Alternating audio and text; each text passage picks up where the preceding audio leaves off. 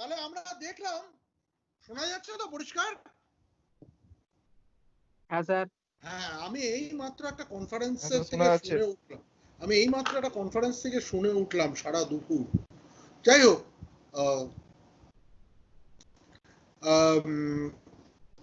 যেটা বলছিলাম যে আব্দুল কালাম একটা মোটামুটি সচ্ছল বলাই যাবে না, অসচ্ছল বলাটাই বোধহয় ভালো, পরিবারে জন্মেছিল, কিন্তু তার বাবা মা খুব আদর্শবান ছিল, মানে তার বাড়ির লোকেরা তার বাবা মাকে খুব মানে আইডিয়াল স্বামী স্ত্রী বলে মনে করতো, তারা মনে করতেন যে দে আর অ্যান আইডিয়াল কাপল। তো যাই হোক, সেই পরিবারে জন্মেছিলেন, খুব বেশি বাবার লেখাপড়া মানে না থাকলেও ফর্মালি এমনি জ্ঞান, কিন্তু জীবনের জ্ঞান কিন্তু তার অনেক ছিল, এবং তার মায়েরও মন খুব ভালো ছিল, দুজনেরই মন খুব ভালো ছিল, এবং মানুষকে খাওয়ানো ইত্যাদি ব্যাপারে কখনোই তার কোনো রকম কার্পণ্য দেখা যায়নি। তাদের বাড়িতে বলছে যে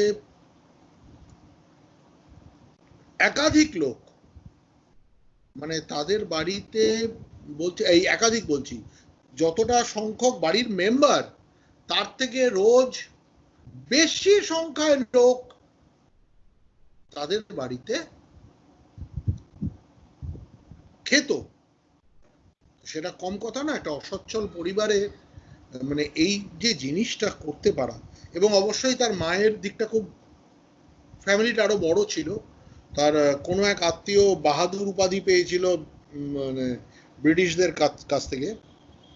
এবং আব্দুল কালাম নিজেও স্বীকার করছেন যে আমি যারা খুব দেখতে ভালো ছিলাম তা না, মানে আমার বাবা মা সে আন্দাজে অনেকেই দেখতে সুন্দর ছিল, টল অ্যান্ড হ্যান্ডসাম প্যারেন্টস। আর তারা একটা তাদের যে বাড়িটা ঊনবিংশ শতাব্দীর বাড়ি, সেই ঊনবিংশ শতকের বাড়ি,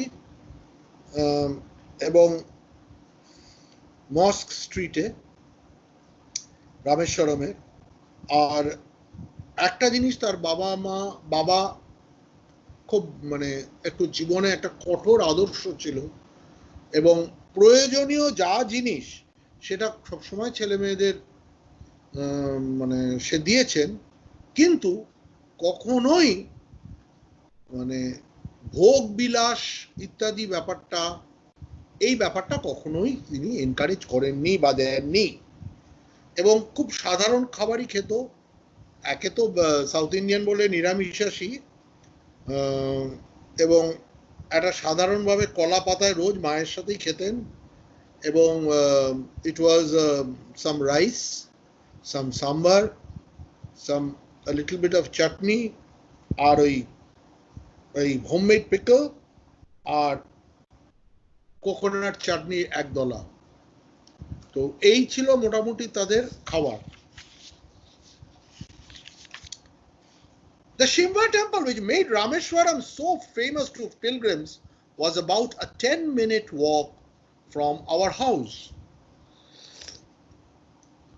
বলছে যে যেই শিবা টেম্পল, যেটা রামেশ্বরমকে পৃথিবীর বিখ্যাত করে দিয়েছে, সেই শিব মন্দির যেটা রামেশ্বরমকে পৃথিবীতে বিখ্যাত করে দিয়েছে, that was about a 10 minutes walk. আমি গতদিন তোদের রামেশ্বরমের মন্দিরের ছবি দেখালাম, তো আমি গেছি আমরা রামেশ্বরমে, that's quite a few years back. তো রামেশ্বরমে গেছিলাম।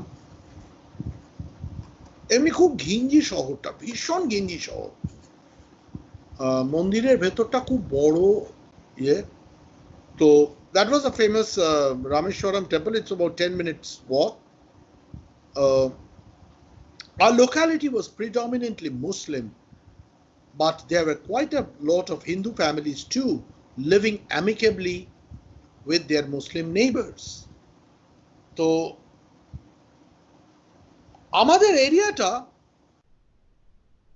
এমনি মুসলিম অধ্যুষিত এরিয়া, আমাদের এরিয়াটা মুসলিম অধ্যুষিত এরিয়া, যদিও প্রচুর অনেক হিন্দু ফ্যামিলি ছিল এবং তারা এবং মুসলমান পরিবার, both the Hindus and the Muslims, they lived amicably মানে in a friendly relation, মানে তারা বন্ধুর মতো ধর্মকে বা ধর্মের যে হিংসা ইত্যাদি ব্যাপারকে সরিয়ে রেখে they lived as very good neighbors.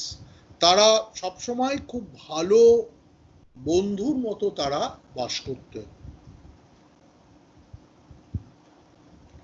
There was a very old mosque in our locality where my father took me for evening prayers.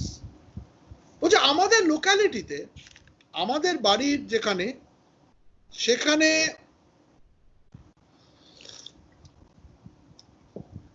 একটা মস্ক ছিল বা একটা মসজিদ ছিল এবং সেখানেই প্রতিদিন বিকেলে আমার বাবা আমাকে প্রার্থনার সময় নিয়ে যেতেন। বিকেলের প্রার্থনার সময় আমার বাবা নিয়ে যেতেন। I had not the faintest idea of the meaning of the Arabic prayers chanted, but I was totally convinced that they reached God. এই যে তোরা শুনবি যে দুবেলা যে আজান হয়, that's a prayer, that's a Muslim prayer. তো এই যে আজান হয় এটা কিন্তু আসলে হয় আরব ভাষায়, অ্যারাবিক ল্যাঙ্গুয়েজে। It's not Urdu, it's Arabic. এবং যার জন্য কিন্তু আমি এটুকু বলছি, এখানের বহু মানে ম্যাক্সিমাম মুসলিমই কিন্তু এই প্রেয়ারের ল্যাঙ্গুয়েজটা, আমরা যেমন অনেকেই সংস্কৃত ভাষার মানে জানি, বুঝতে পারি না, তেমনিভাবে এই অ্যারাবিক ল্যাঙ্গুয়েজটা কিন্তু অনেকেই যারা জানে না বলে তারা ম্যাক্সিমামই কিন্তু এই প্রেয়ারটার মানে ধরতে পারে না। তো যাই হোক, that is a different thing. তো আব্দুল কালাম ছোটবেলায় তো আরো জানতেন না, তো সেই জন্য বলছি যে আপনার I did not have the faintest idea. I did not have the faintest idea about what this prayer said or about the contents of the prayer. মানে এই প্রেয়ারের বিষয়বস্তুটা কি ছিল এই নিয়ে আমাদের কোনো সেরকম কোনো ধারণা ছিল না। But one thing I was convinced, এই সম্ভব না না দরজাটা খোলা রয়েছে, এসিটা চলছে। হ্যাঁ, one thing I was convinced was that the prayers surely reached God. মানে যে ঈশ্বরের উদ্দেশ্যে, ঈশ্বর যেখানেই থাকুন, যে ঈশ্বরের উদ্দেশ্যে এই প্রেয়ারটা করা হচ্ছে, the prayers genuinely surely reached God.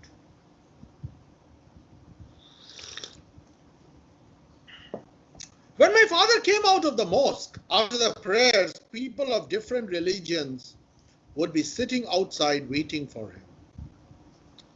আমার বাবা যখন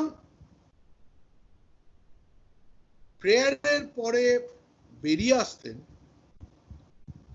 মসজিদ থেকে যখন বেরিয়ে আসতেন, তো বাইরে শুধু মুসলিম ধর্ম নয়, বিভিন্ন ধর্মাবলম্বী মানুষ, people from different religions, they stood waiting for Abdul Kalam's father. একটা জিনিস জানবি, মানে আমরা ধর্ম নিয়ে যে মারামারি কাটাকাটি করি, that is a very surface level thing. মানুষ, ধর্ম তো একটা বিশ্বাস, ধর্ম, ঈশ্বর, the whole thing is actually a belief, a faith. এবং এইটা বোধহয় সম্ভবত কোনো রিলিজিয়ান দ্বারা বাঁধা নয়, এটা কোনো রিলিজিয়ান দ্বারা বাঁধা নয়। এরকম বহু জায়গা আছে, বহু মানে মুসলিম পীরের আসন আছে যেখানে হিন্দুরা গিয়ে সিন্নি দেয়, বহু পীরের আসন। সিন্নি তো আমাদের নারায়ণের ওখানে দেওয়া হয়, তার মানে তাকে ওরা নারায়ণ জ্ঞানে পুজো করছে, সিন্নি চড়ায়। বহু পীরের ইয়ে আছে, তেমনি হিন্দু মন্দিরও আছে যেখানে কিন্তু মুসলমানরা মানে সেটাকে রক্ষা করে, সেটাকে ইয়ে করে, এরকম আছে। আমি মানে এমনকি পাকিস্তানেও পর্যন্ত আমি বলছি হিংলাজ মন্দির আজও পর্যন্ত, কিন্তু ওরা বলে হচ্ছে নানিকা হজ, ওরা এই যে কালী মন্দিরটাকে বলে নানিকা হজ, এবং ওরা কিন্তু ওখানকার লোকাল লোকরা কিন্তু এই নানিকা হজকে খুব মানে এবং সেটাকে কিন্তু খুব রক্ষা করে। একটা জিনিস মনে রাখতে হবে, এই ধর্মের ব্যাপারটা কিন্তু ভীষণ সারফেস লেভেলের ব্যাপার। এটা কিন্তু আমাদের প্রথম বুঝতে হবে, এটা আমাদের ধরে নেওয়ার কোনোই কারণ নেই যে মানে এটাকে কিছু মানুষ স্বার্থের জন্য এগুলোকে বাড়ায়, যাতে মানুষের মধ্যে মানুষের হিংসা, ঘৃণা ইত্যাদিগুলোকে তারা আরো বেশি করে ছড়াতে পারে, এইটুকুই তারা করে আর কি। কিন্তু আসলে এটা খুব সারফেস লেভেলের একটা ব্যাপার। যাই হোক, তো আব্দুল কালামের বাবা যখন বাইরে আসতেন, so lot of people from different religions, they would be sitting outside waiting for him. Many of them offered bowls of fire, bowls of water. মানে এখানে যারা কিন্তু ধর্মটা ট্রান্সেন্ড করে বেরিয়ে গেছে, এখানে কিন্তু ঈশ্বর, এবং ঈশ্বর কিন্তু কোনো ধর্মের দ্বারা বাঁধা নয়। ঈশ্বর মানে আব্দুল কালামের বাবা ঈশ্বর নয়, কিন্তু তাকে তারা ঈশ্বরের প্রতিনিধি মনে করতেন। They used to believe that he was a representative of God. He was a representative of God, ঈশ্বরের প্রতিনিধি, এবং সেইটা ভেবে তারা কিন্তু মানে তার কাছে বাটি করে জল নিয়ে আসতো। মানে এখানে কিন্তু ঈশ্বর আর ধর্মের বন্ধনে বদ্ধ নয়, ঈশ্বর বিশ্বাসের বন্ধনে বদ্ধ। যাকে বিশ্বাস করি সেই ঈশ্বর, এটাই হচ্ছে প্রকৃত ঈশ্বর। So many of them offered bowls of water to my father, who would dip his fingertips in them and say a prayer. Hindu পর্যন্ত, মুসলিম পর্যন্ত জলের বাটি এগিয়ে দিচ্ছে, আর সে কি করতে, দুটি করে আঙুল বা তিনটি আঙুল, whatever it is, বা চারটি আঙুল যাই ছিল, সেই জলের মধ্যে ডুবিয়ে তার নিজের যে প্রেয়ার সেইটা বলতো, তার ঈশ্বরকে সে ডাকতো। This water then was then carried home for invalids. এই জলটা কি পরম বিশ্বাসে এই বাটির জলটা তারা নিয়ে যেত বাড়িতে যারা পঙ্গু হয়ে আছে, ইনভ্যালিড পিপল, যাদের চলৎ শক্তি নেই কোনো কারণে, কোনো অসুস্থতা, সেটা টেম্পোরারি হতে পারে, পার্মানেন্ট হতে পারে, তো হোয়াট এভার ইট ইজ, তাদের চলৎ শক্তি হীন হয়ে গেছে, তখনকার মতো পঙ্গু হয়ে গেছে। So this water was used for these invalids as a magical medicine, as a supernatural medicine, একটা মানে ঐশ্বরিক ওষুধ হিসেবে এই জলটাকে ব্যবহার করা হতো। তো I also remember people visiting our home to offer thanks after being cured. এবার দেখ, সব পঙ্গু রোগী মানে এইটা ভাবার কোনো কারণ নেই যে ওই প্রেয়ার থেকে ওরা সুস্থ হয়েছে, এটা বিশ্বাস, এটা বিশ্বাস যে ওই প্রেয়ার থেকে তারা সুস্থ হয়েছে। কারণ সব পঙ্গু যে চিরকাল পঙ্গু থাকে তা নয়, আস্তে আস্তে একটু সিস্টেম্যাটিক ভাবে যদি মানে কি বলে এক্সারসাইজ করানো যায় ইত্যাদি ব্যাপার, তাহলে কিন্তু আস্তে আস্তে অনেকটাই পঙ্গু অবস্থাটাকে কাটিয়ে ওঠা যায়। তো সে কথাটাই বলছে যে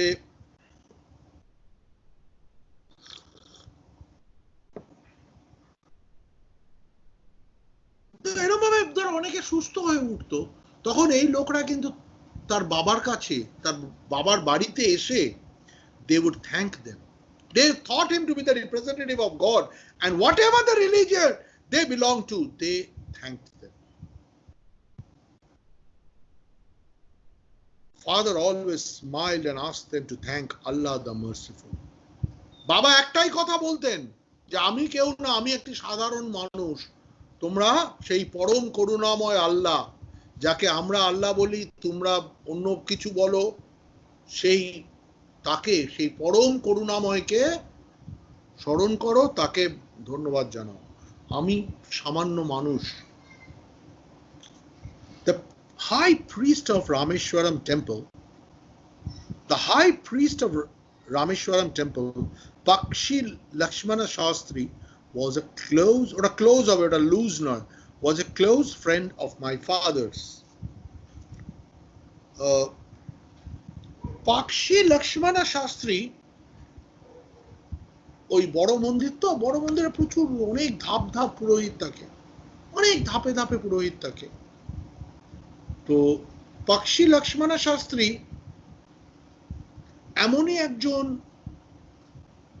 পুরোহিত যে মানে স্থানে অনেক ওপরে ছিল, একদম প্রধান পুরোহিত না হলেও মন্দিরের স্থানে অনেক ওপরে, মানে একেবারে সাধারণ পান্ডা ঠিক সেরকম না। সাউথে পান্ডার কনসেপ্ট নেই, কিন্তু সাউথের কোনো মন্দিরে কিন্তু পান্ডার কনসেপ্টটা নেই।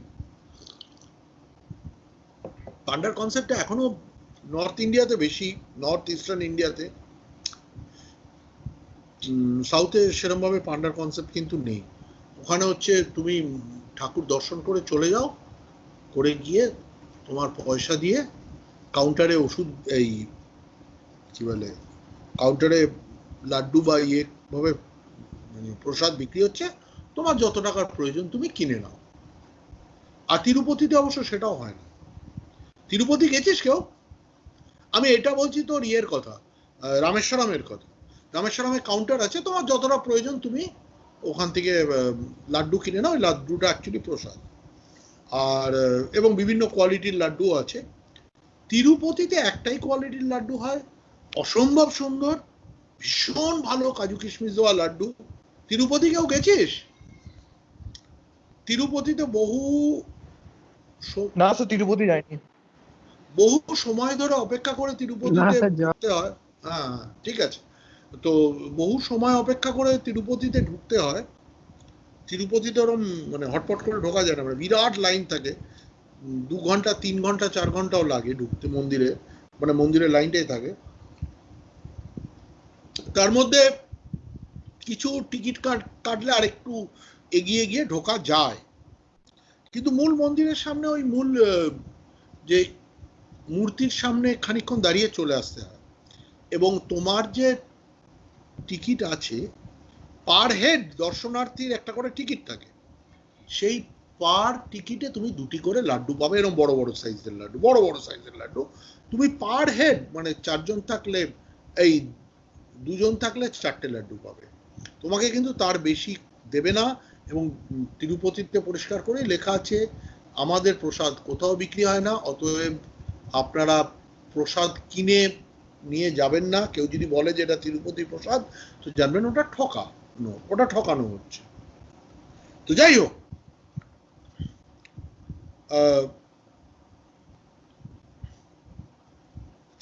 so Pakshi Lakshmana Shastri was a very high priest of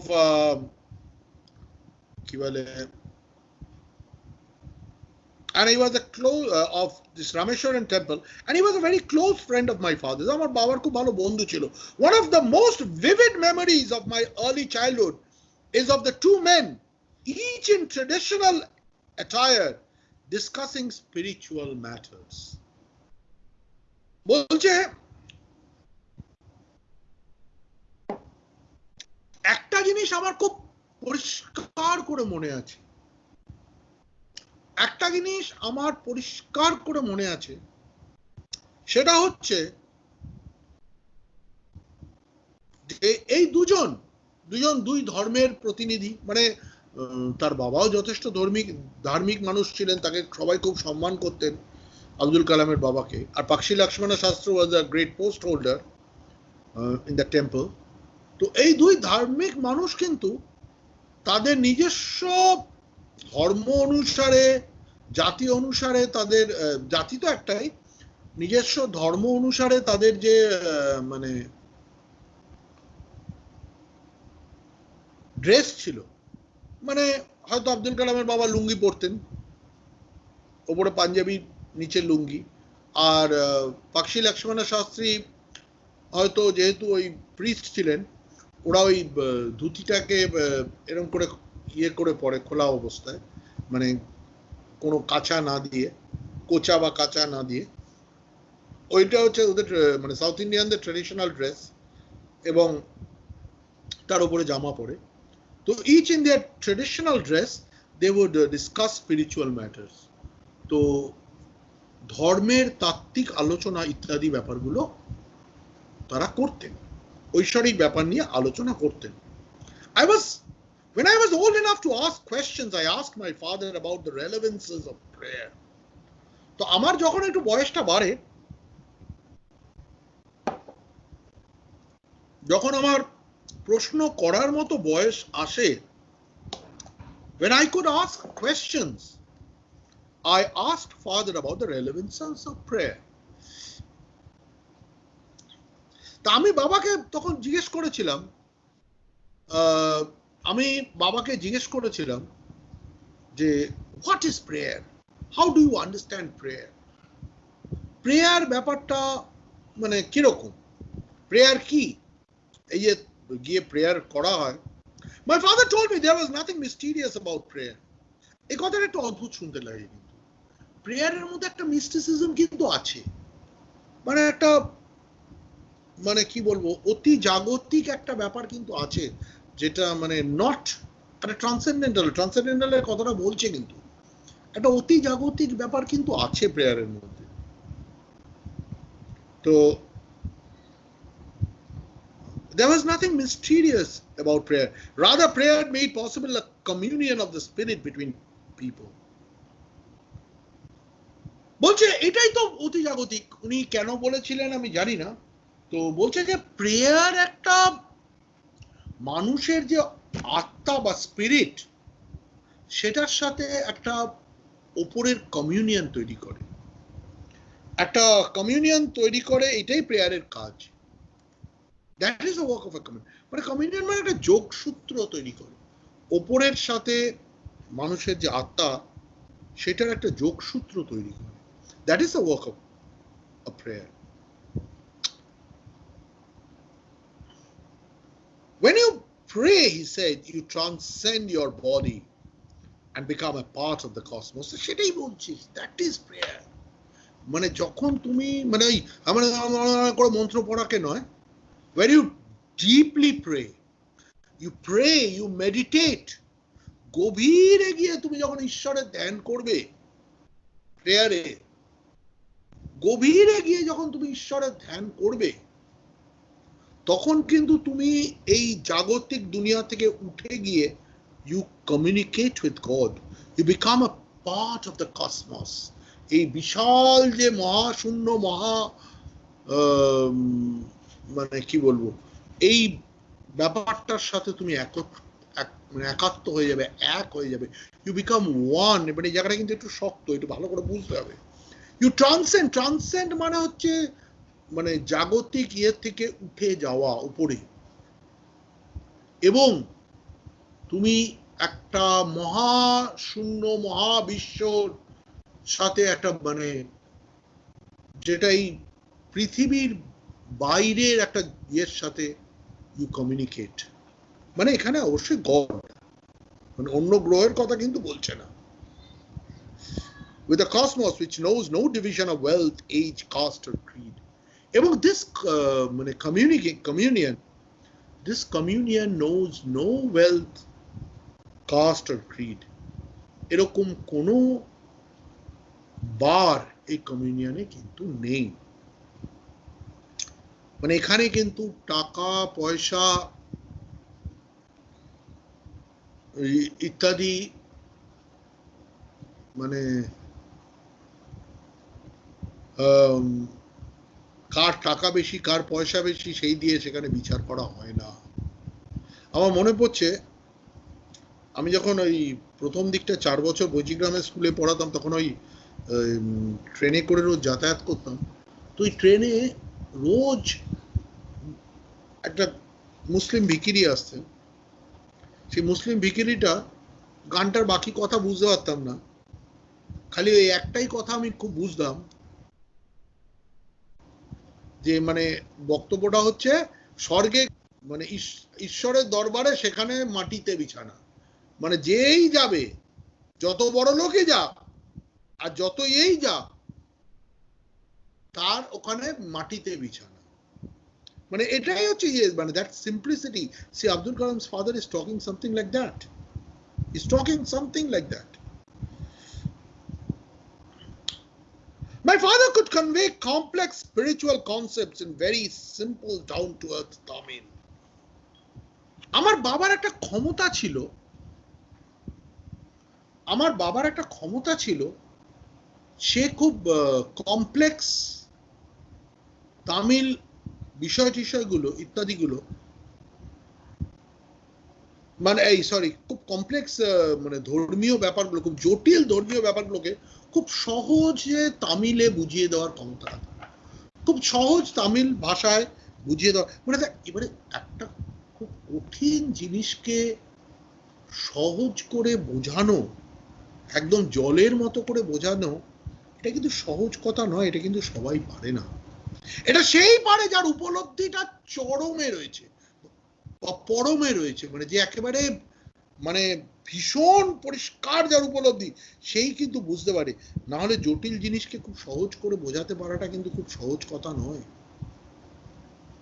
মানে এই ক্ষেত্রে আমি একটা কথা সবসময় বলি, যখন ম্যানহাটন প্রজেক্ট মানে হচ্ছে যে আমেরিকা যে অ্যাটম বোম তৈরি করেছিল, যেটা জাপানে ফেলা হয়, এই ম্যানহাটন প্রজেক্ট যখন হয়, প্রজেক্ট সমাপ্তির দিকে, যখন প্রজেক্ট প্রায় সমাপ্তির দিকে, তখন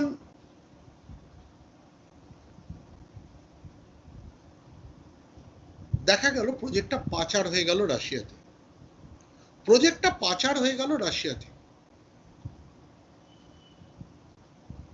এবার কিভাবে হলো একটা মাইক্রো ডটের মাধ্যমে। আমি সে ব্যাপারটা আসছি। ম্যানহাটন প্রজেক্ট একটা বিশাল কাজ ছিল। ম্যানহাটন প্রজেক্টের যে অ্যাটম বোম তৈরির যে জায়গাটা, সেটা আমেরিকার 7টা জায়গায় আলাদা আলাদা করে হতো এবং 7,000 সায়েন্টিস্ট মিলে এই কাজটা করেছে। এবং ম্যানহাটন প্রজেক্টের আরেকটা ব্যাপার যেটা হচ্ছে যে কিছু হাতে গোনা সায়েন্টিস্ট ছাড়া সবার এই বিভিন্ন কেন্দ্রগুলোতে ঢোকার আদেশ ছিল না।